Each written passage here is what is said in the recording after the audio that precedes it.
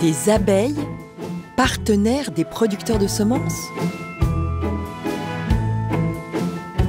Alors pour faire du tournesol semence, il faut 3 éléments réunis. Il faut déjà la connaissance de l'agriculture multiplicateur, son terroir, le semencier qui fournit un contrat de semence, et ensuite il nous faut des abeilles, puisque donc, comme on est des hybrides, donc on a des mâles et des femelles, donc il faut que les abeilles viennent prendre le pollen du mâle pour l'amener sur la femelle, ce qui permet de faire la fécondation et d'avoir des graines avec la pureté variétale qui est recommandée.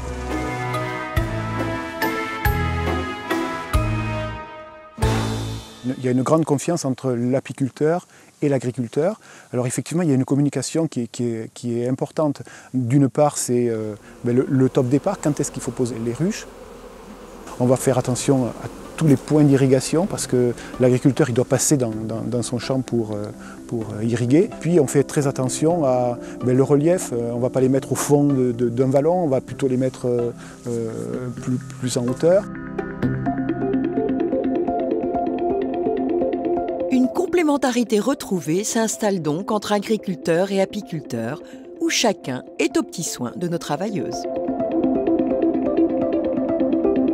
La ruche connectée, c'est une ruche sur laquelle il y a une balance qui permet, avec le poids de la ruche, de voir les déplacements et le mouvement des abeilles. Donc si elles sont à l'extérieur de la ruche, c'est qu'elles font leur service de pollinisation, c'est le but que nous, on a en semence.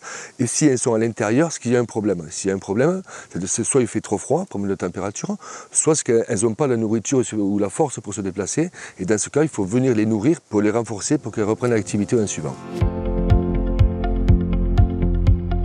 Pour ces abeilles très courtisées, on a même créé un site de rencontre entre apiculteurs pollinisateurs et agriculteurs multiplicateurs afin d'optimiser la répartition des cheptels sur les parcelles.